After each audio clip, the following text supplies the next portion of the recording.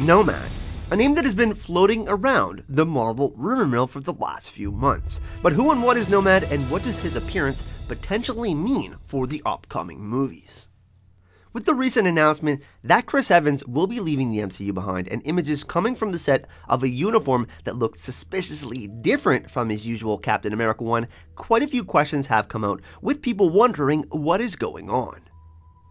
Well, let's see what we can do to help explore what some of these questions are and hopefully answer as many of them as we can, or at least get some information that might help us have a better understanding of what's going on. Following the events of Civil War, we know that Steve Rogers' Captain America has had quite a crisis of conscience. In fact, I think we can all realize that he has been wondering if the country he has been fighting for most of his life might have new leaders with principles that are in opposition to his own and those he feels that America and Americans stand for. This is not the first time in Marvel history that Captain America has had such a crisis. In the early 1970s, Cap had a similar one when he found out that the leaders within the government had direct links to the Secret Empire.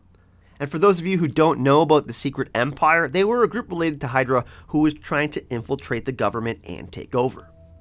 Cap and his friends managed to stop the Secret Empire, but when the current #1, their leader, turned out to be the very likely President of the United States, probably Richard Nixon, Cap became disillusioned with being a superhero and indeed with serving the United States as well. Well, in an encounter with the Golden Archer, a disguised Clint Barton Hawkeye, does this ring any bells yet and sound familiar? Convinced Cap to continue and fight the good fight and remember whether or not the leaders of the country might not be good and that the people still need someone to fight for and support them. Cap agreed and came out of his self-imposed retirement, but not as Cap, but as Nomad. After a few issues in the comic, Steve realizes that he can still support the people without having to blindly support the government, and he returns to his Captain America identity. But what you might not know, true believers, is that there have been quite a few Captain Americas in the Marvel Universe over the years. If you remember, Cap was lost after his fight with the Red Skull in the first movie, Captain America: The First Avenger, and was frozen and suspended in animation in the Arctic. He was found later on and then he was revived. While the original Captain America was missing, others took his place and carried on his name. These included William Naslund, who before becoming Captain America was known as the Spirit of 76, and he wore a bulletproof cape. He was given a replica shield and uniform as Cap, and as far as we know, he died in 1946. William Naslund was then replaced by Jeffrey Mace, who was originally known as the hero the Super Patriot, and he became the third Captain America and served in the role until 1949 or so. As Captain America, Mace's shield was made of enhanced titanium, and hey, if you are a fan of the show Agents of S.H.I.E.L.D., you might recognize the name. Jeffrey Mace was revived as the replacement of Agent Coulson as the head of S.H.I.E.L.D. Although many people actually thought he wasn't Inhuman, he actually received his superpowers from an updated form of the Super Soldier Serum, one that was produced by Project Patriot. Following Jeffrey Mace was William Burnside, a fan of Captain America who had surgery, yes he had surgery, to appear more like Captain America and legally changed his name to Steve Rogers.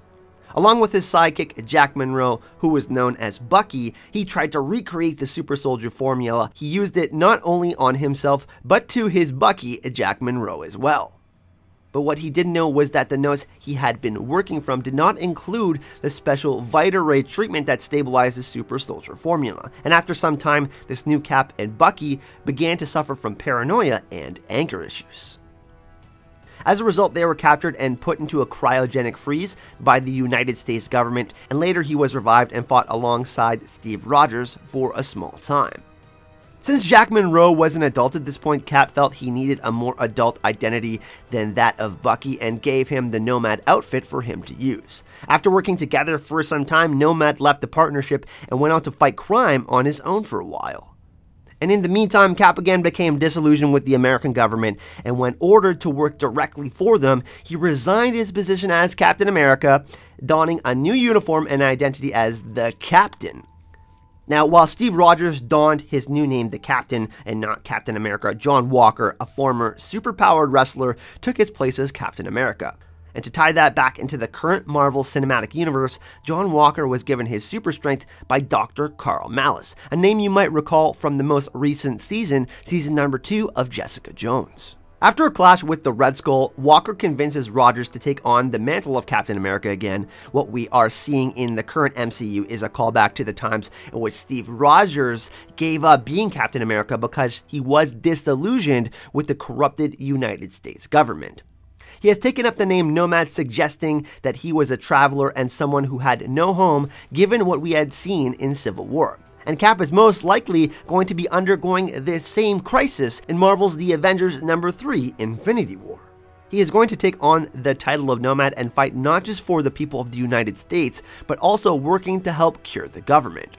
And we did get the announcement this week that Chris Evans is leaving the series after Avengers 4, which means that there is going to be a vacuum that has to be filled and someone is going to have to fulfill or take his place as Captain America.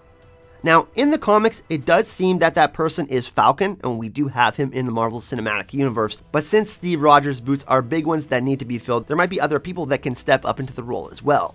We could see a few things possibly going on with the links to these other aspects of the greater Captain America story. We have seen the return of Carl Malus in Jessica Jones, meaning that he has been experimenting and creating people with super strength and anger issues, just like John Walker, so we may be seeing an appearance of the US agent in the near future as well. Like with the comics, it might be the Falcon who takes up the mantle of Captain America for a time. We can see shadows of Jack Monroe, who we mentioned earlier as a Bucky who has been frozen and returned to fight alongside Captain America. Bucky might also take Steve Rogers' place in the Marvel Cinematic Universe. Sebastian Stan is signed for 4 more movies, or he could actually convince Cap to return to being Captain America for the final Infinity War film, and he himself could become Nomad. So Bucky perhaps could become Nomad. We also know that Bucky has been referred to as the White Wolf, and the White Wolf is a character from Black Panther, a European boy who is recovered in Wakanda, who is raised alongside T'Challa and eventually becomes the head of the War Dogs.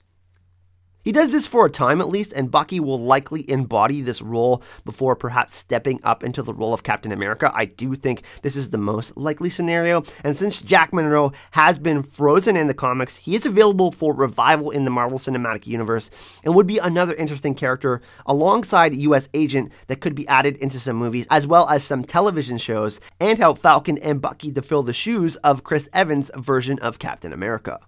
I'm really excited to be doing Marvel videos on the channel, everyone. This is something that I've been thinking about for a very long time, so I hope you did enjoy this video. And in the next Marvel video early next week, we're going to discuss Brie Larson, the origins of Captain Marvel, and how she might impact Avengers Infinity War. A big thank you to all the patrons of the channel and those of you who have donated to the Con of Thrones 2018 GoFundMe. Thank you so much. Your support has been absolutely amazing. And announcement, I will be expanding my content on Patreon as well, since we are also going to be covering Marvel and Westworld on the regular in the coming weeks and coming months. So yes, that does mean more bonus content on Patreon. You can follow me on Twitter at AzorHype, and you can find the links to the AzorHype Patreon, GoFundMe, and AzorHype merch page in the description of this video. Thanks again for watching, everyone. Hype and love. Fuck the king.